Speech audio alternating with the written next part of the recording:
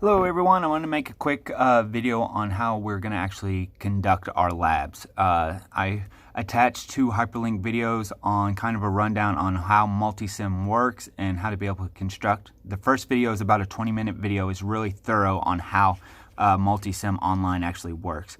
The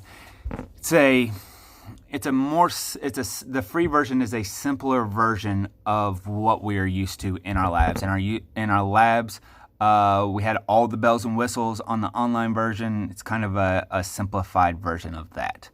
So I'm going to kind of give you a rundown on how that works, where to be able to find the labs, how to be able to upload the labs, and kind of a breakdown of how our lab, how EET 131 is going to go the rest of the semester. So if you're in Moodle, you click on your class. Let's click on our lab 131. Bring up. So if you notice, I have all of our labs from the start all the way to where we're going to finish. Now, if you have your labs already completed, I would advise you to go to this submission tab right here. All the submission tabs will have a file and a hand underneath it, so you're handing in your work. So those are your submission tabs. If I click on Lab 28, I could be able to submit it. Now, that first lab is the only one that the document isn't loaded into it. All the other submission tabs will have the documents in it. So if I click on Lab 29, I can be able to see I have document 29 right there. I can be able to pull up. I would submit my lab right there. So for all you guys and girls that are caught up with your labs, I need you to submit those. Go ahead and just knock them out so that way you can get that out of the way. If you're missing labs, if you were absent or you lost them, whatever the case may be, you can go ahead and download them, and then you can be able to do those labs and make those labs up in Multisim. The only labs you're not going to be able to do if you lost the pages to the Multisim part, you'd be able to do the Multisim Power Supply lab, but you wouldn't be able to if you don't have the build signed off and you don't have the practical part done. You're going to be missing those labs. There's no way around it. We're not going to be allowed to be back at school probably. So if you don't have those labs, you're going to be, it's just gone. So might as well count those as being missing. Everything else I would make sure that you had, so that way it doesn't hurt your grade that much. I'm not going to be grading your labs as a whole. I'm going to be grading them individually. So now where we left off, we got done with lab 38. So we're picking up on lab 39. If you notice right here, I have the two tutorial videos hyperlinked. So all you got to do is click on that. The Multisim live tutorial is a 20-minute video. And then you have your short Multisim demo that does a demo of an inverting amplifier, which is what we're going to build first. Really good videos. The Multisim live tutorial is really thorough in explaining everything. So if you're kind of getting lost or you're just interested in Multisim, I would definitely watch this first video. It's a little lengthy, but he goes over everything really well. Now, let's say I need to get 39, so I click Lab 39, and then I can upload the file. Now, if you don't have a PDF and you can't edit the file, you need to download it. So then what you need to do is go back into Moodle. And if you notice, at the very top, at the very beginning, in topic 1, I have this PDF filler. This hyperlink is to be able to take PDF files and be able to edit on top of that file. So you could be able to upload your document to this PDF filler and be able to fill in that document, save it, and then upload it here. So you don't even have to print it off. You can be able to do it completely online.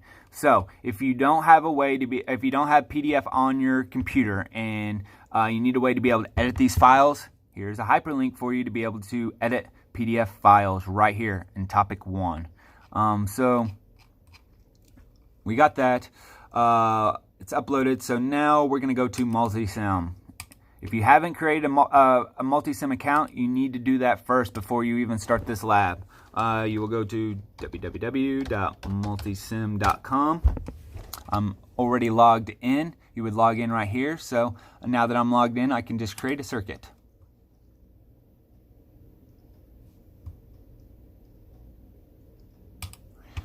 I'm going to pull up our lab right here real quick. So exercise 39 is what we're going to be doing. It's just a simple inverting lab. If we were in the actual lab, we'd be using an IC chip of a 741 op amp, which looks like this right here. All of our labs are going to look mainly like this right here in Multisim. So kind of a quick breakdown.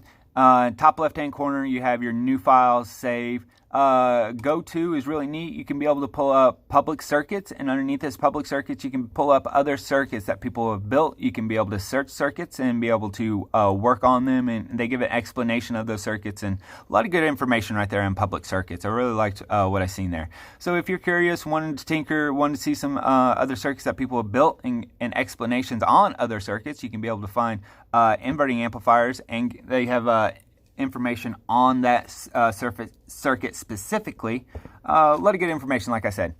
Now, over here at the very top, is where my test probes are going to be. I have my voltage probe, current probe, voltage and current. Our voltage probe is going to work for our O-scope and for our DC readings. So we can be able to take both by using that tab right there. Next is our schematic connections. I have my ground connections, I have my digital ground, and then I have my junctions. So junctions and ground, our grounds are going to be our go-tos. Sources, we have our AC source. You have AC source, AC voltage, AC current, clock. You have all these kinds of different sources. The main ones we're going to focus with is the DC voltage source and the AC voltage source. Next, we have our passive parts. We have our resistors, capacitors, inductors, potentiometers, fuses, transformers, a couple inductors right there. Our op amps, that's the other thing that we're going to concern ourselves. In our other lab, we're going to have our diodes. We have our Zener, LEDs, and we have our regular diodes. And then we also have our transistors, so NPN, PNPs, NMOS, CMOS, JFETs. All of those are right there. We have our indicators, so we have lamps, 8 LED bars, buzzers. We have switches. Then we have our modeling blocks. Then at the very bottom, this is this linear regulator. That's where you're going to, at the very last lab, you're going to use that linear regulator right there. So let's get into actually building a lab. So first off, if we look, we need to be able to have our, it's showing a 5-pin. It's easier to do a 3-pin in here. So what's nice about this is if you click right here, we have our 3-pin. Now, if you double click that op amp, it'll pull you up the different settings for that op amp to the right. Now, I'll show you real quick. The positive and negative swing voltages, these are already in place automatically in Multisim for you. Over here for the positive voltage swing and negative voltage swing, I can adjust the voltage values for those. They're just not laid out, so it's already automatic for you. It was as I was building the circuit, it was easier to be able to do that. Now, if these positive 12 and negative 12 values change, that is where you're going to adjust. That is over here on the right hand side where it says positive voltage swing and negative voltage swing. I can adjust those two values right here. Now, let's start to build. So I want to get my function generator, AC voltage source. I can put that right there. Then I'm going to need a ground, which I can go right here. And then I have my resistor. Now, what's nice about this is if I wanted to adjust, it's a 1K, so I want to adjust the value right there. I double click on the 1K value, and then I can just adjust that up, and it saves it. Now, I can click on that, and then I can duplicate this part. So now I have another resistor, and then it just saves me a little bit of time. And also, I had another 10K, so before I copied it, I adjusted the value so that way that same value would copy over. Just one less step. It makes it a little bit faster for you to be able to work with. Next, I want to be able to connect my points. We pull up the spool wire, and I'll just connect my points, just like we would in regular Multisim.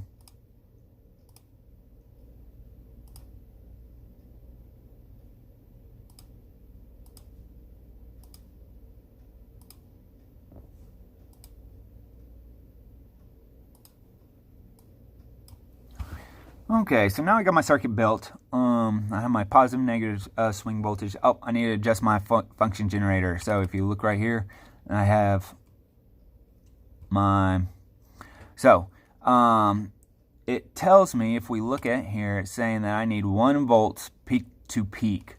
On Multisim, though, it's voltage peak. So 1 volt peak to peak means I need to drop it down to 500 volts peak. Now I need to adjust my frequency to 500 hertz. And something I forgot to mention. So if you notice, my positive and negative terminals, my positive is up top. But if you notice right here, my negative is up top. It's flip-flopped in Multisim. You have to adjust it. So I need to delete. I'm going to have to... I can switch those around really easy. So if I click on my component, I flip it, and then I rotate it. Now my negative is up top.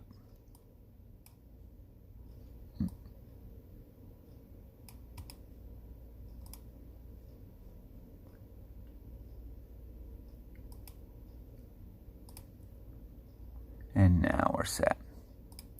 Okay. Lastly, I need to put my voltage probe. So I want to be able to measure the inputting voltage. And I need to measure the outputting voltage as well. Okay.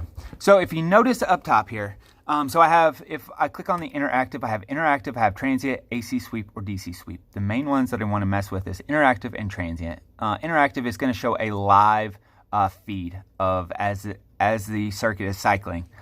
Transient is going to take a snapshot. Now, when you're adjusting the feedback resistor, it's going to increase the gain of the output.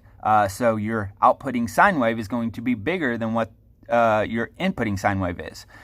It's so big that if you're in interactive, you can't be able to see that that wave as much. So transient will kind of shrink and condense everything down so you can be able to get the maximum peaks for both input and output. I'll show you here in a little bit, but that's where it is. Now, I can be able to view my schematic. I can view just my my oscope. This would pretty much be my oscilloscope screen, or I can be able to split view. I would just do split. That's easier. So now I got all my voltage probes in place. I got everything set. 10K, 500 millivolts, 500 hertz input. I'm ready to go. So I hit play. And what I should be getting, this is our live feed. So I can be able to pause it right here. And then I can be able to hover my my mouse to the top of the peak. And then will give me the time and give me the voltage per peak of what we're looking at on the sine wave. Now, something else, how you can be able to adjust it so if you notice right here, it's going up and down. I can be able to adjust it. I'm scrolling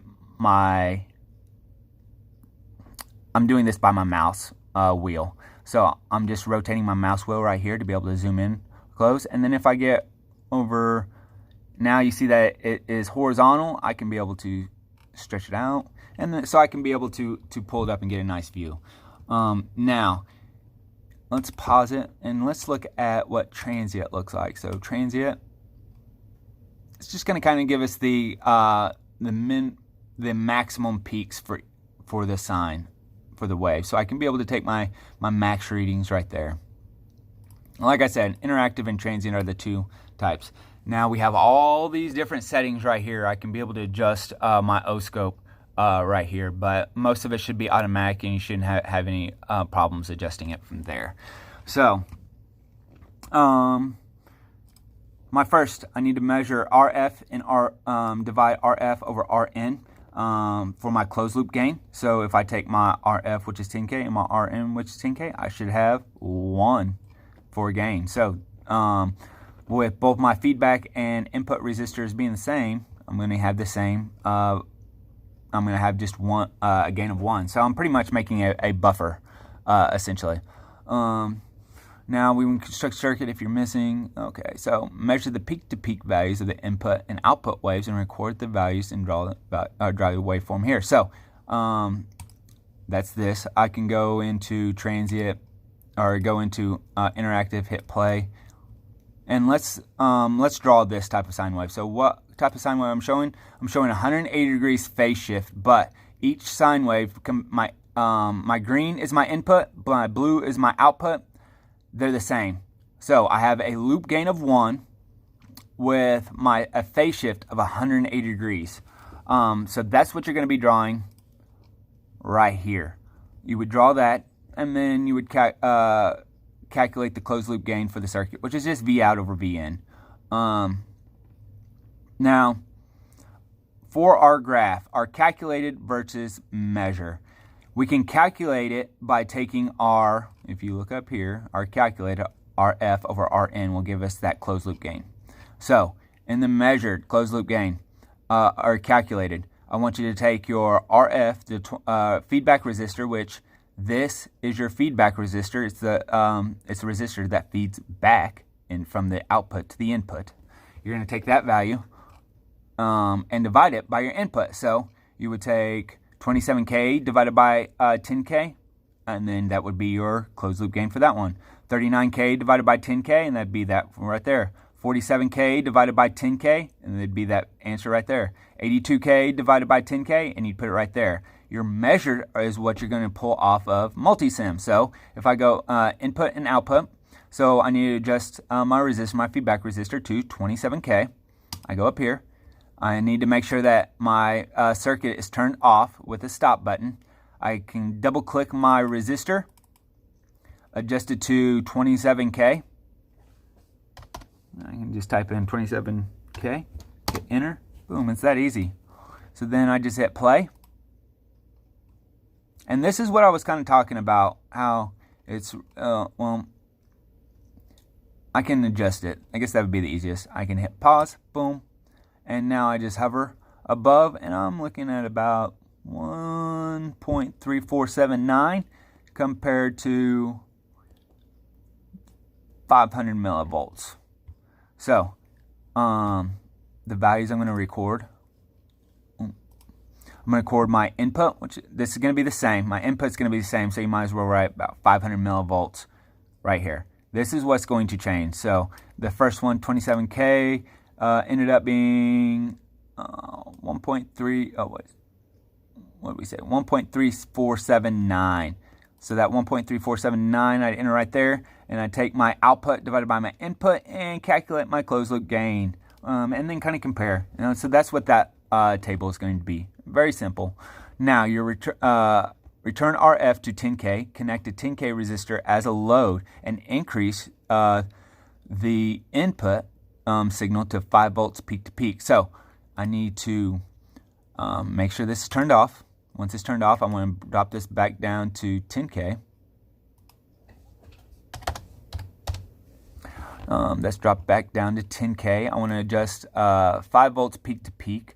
5 volts peak to peak would be 2.5 volts peak.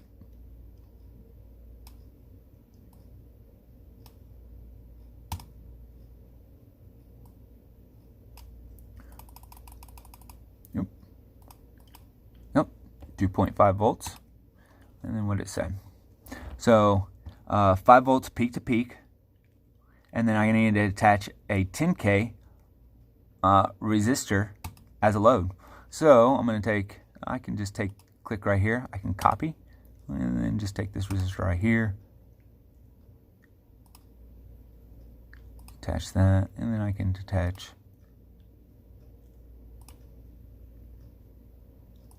that right there. So I've done that. Now we want to repeat step 6 for the other two loads. So this is where so I'm going to do the 10K like I just did, my resistor load 10K. I'm going to run my circuit.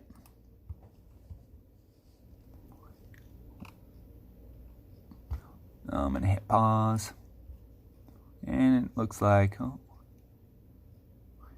I just made another buffer. So I'm looking at like 2.5 and should be the same.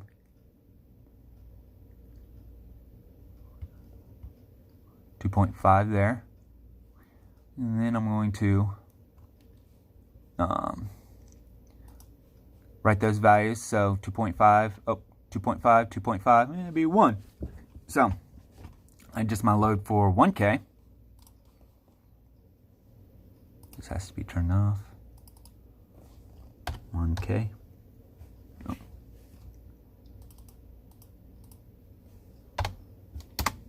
$1K.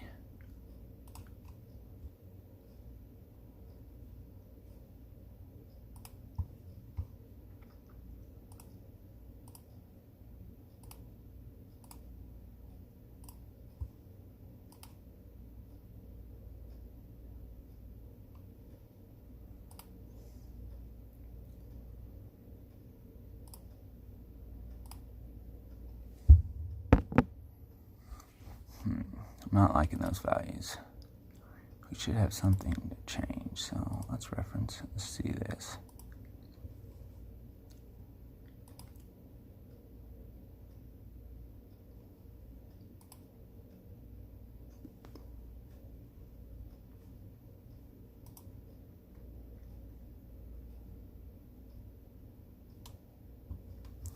Okay, we didn't have a change. And then you do the same, and more than likely you're not going to have a change. The thing that dictates the gain is this feedback resistor. So we don't have any changes. I just wanted to make sure that it wasn't anything kind of funky with multisim. But